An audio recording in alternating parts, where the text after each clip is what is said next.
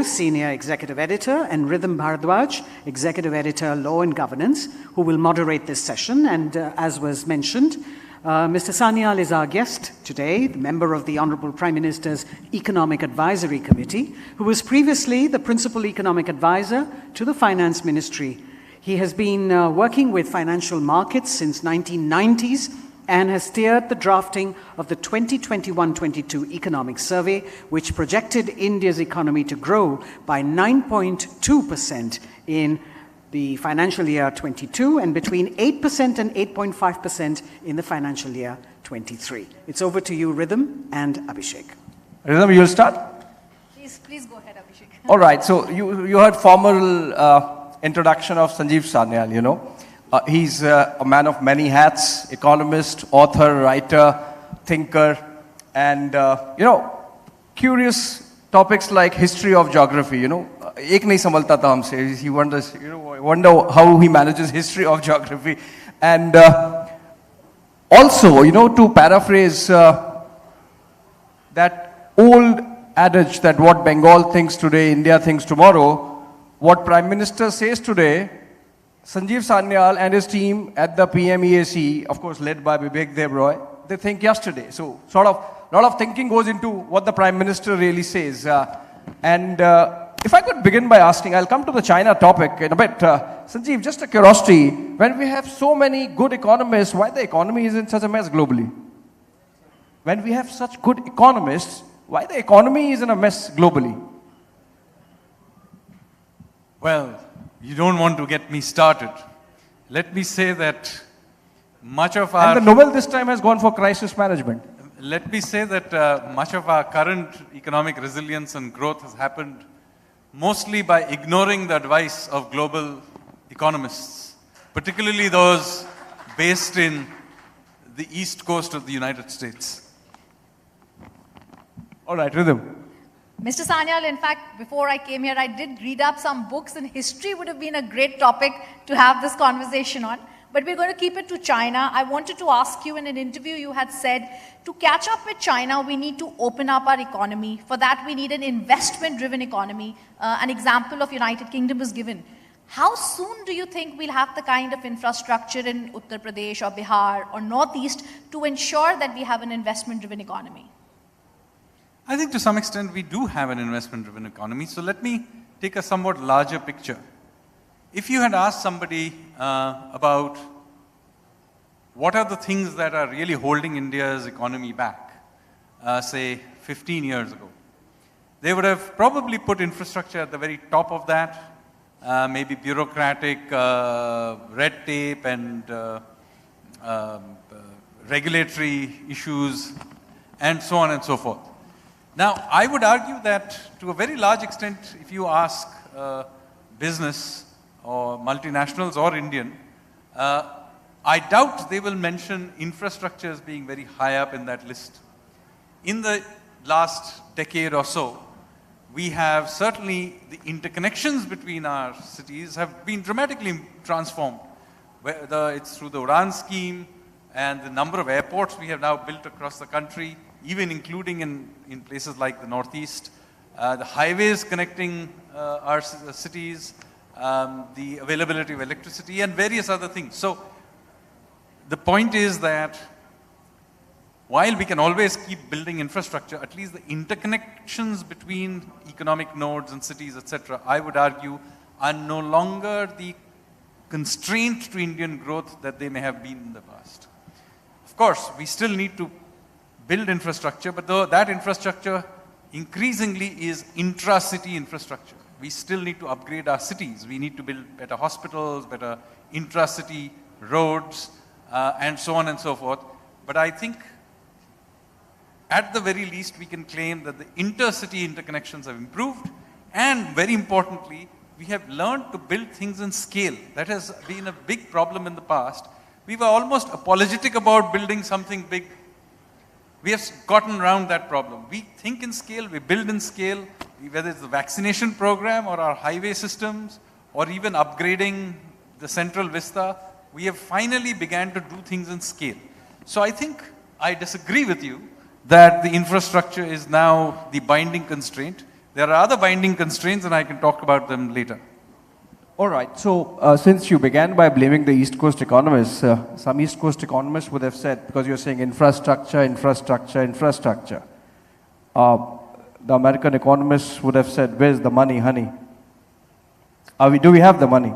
Well, first of all, one part of having been much more restrained on our monetary and fiscal policies during the COVID cycle, we had the resources once we opened up to go for a massive capital spending program, which is continuing right now.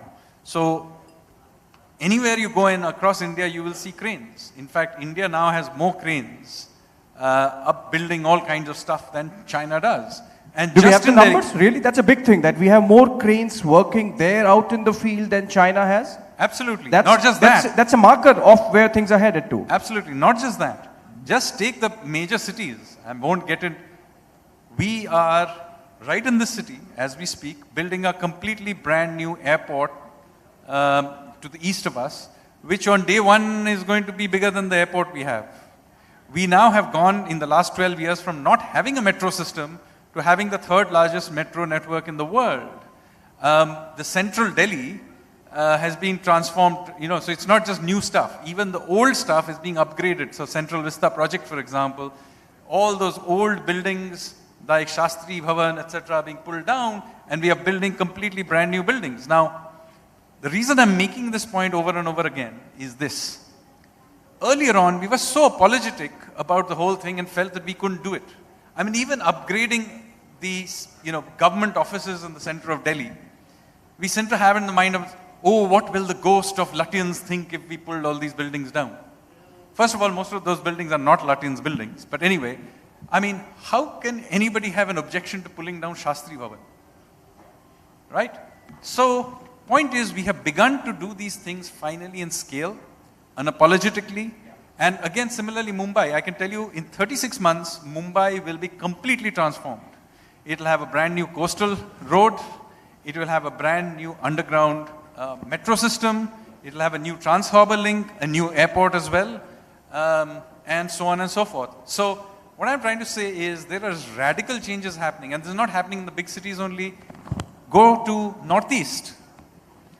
I mean, Bogeybill Bridge, if you live in that part of the world, you'll know what a big deal it is. Debated for 40 years. Finally got done just, I think, 2 years ago. And now we have gone from 2 bridges to already, I think, 4 are there, and we are building another 4. So, the level of infrastructure we are thinking of has completely changed. And the way we think about it, the scale of execution, I don't think those are now the problems. There are issues, but they are different issues. Fair enough, sir. Mr. Sanyal, I want to ask you, the Asian Development Bank has now come out with figures that in 2023-24, India's growth is going to be 7.2% vis-a-vis China's 4.5%, which is huge because it's the first time in 30 years that we are getting such figures. Do you think we need to, Mr. Sanyal, look at the China factor? How does growth work vis-a-vis China? So first of all, let's not just obsessed about China alone. The fact is we are now the world's 5th largest economy in dollar terms, and we are the 3rd largest already in PPP terms. Most of prosperity is about compounding. China's per capita income was roughly where we were at the time we were doing in 1990. Where they have got has been largely due to compounding growth rates which were somewhat higher than ours but compounded over time.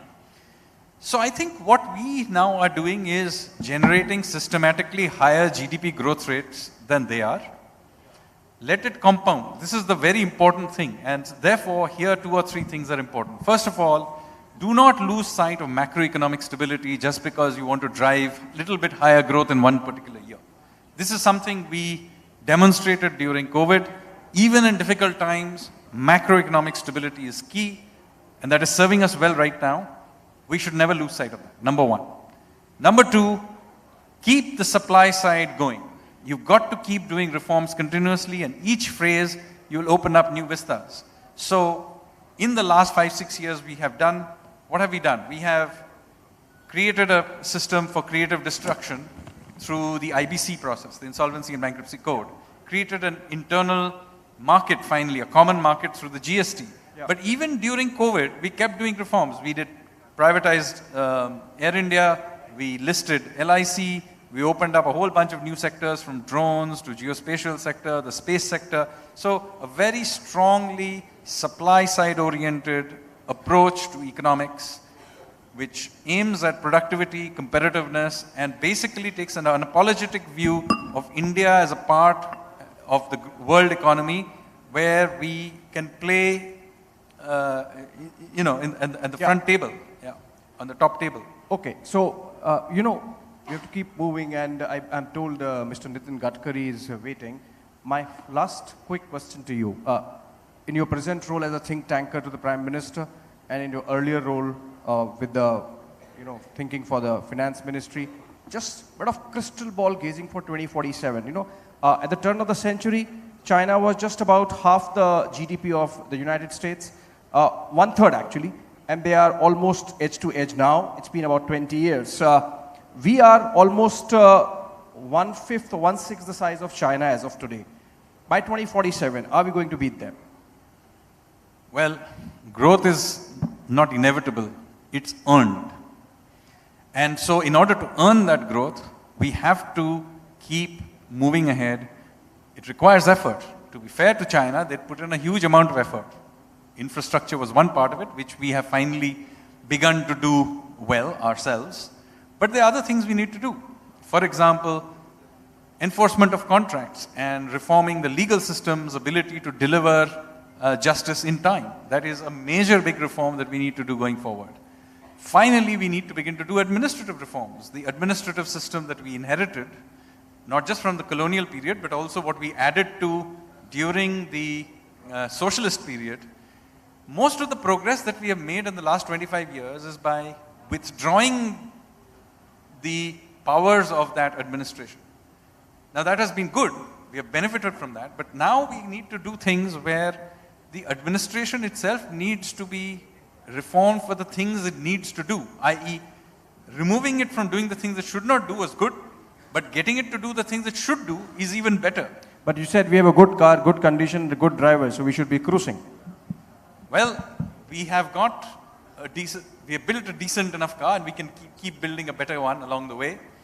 But I think given the conditions of the road, the conditions are tough. The world is seeing massive monetary tightening, energy prices are extremely high, there are all kinds of other uncertainty, war, supply chains, etc. I think given those constraints, 7% is a good, solid growth rate, double of what China is going to do this year. I think we can sustain 9% GDP growth rate if we are given a clear road. If we, for example, get a situation like we had, say, in the early 2000s, if we get that situation, this economy right now can sustain 9% growth. I think that would be pretty good. I wouldn't right now force growth in order to get to 9%, given that there are lots of bumps along the way. And that's why I keep going back to the point that do not sacrifice macroeconomic stability for managing to force short-term growth rate. If 7% is what we're getting now, good enough, but let's sustain this and wait for the clearer road. Like a good economist, cautious optimism from Sanjeev Sanyal. Thank you so much. Thank you. Thank we are you. on road to bypassing China. Thank you so much, Rhythm, Abhishek, and Mr. Sanyal, for that captivating discussion. Ladies and gentlemen, our next guest has built roads and highways at a record-breaking pace. 4 world records in just 1 year. India is set to become the 3rd largest construction market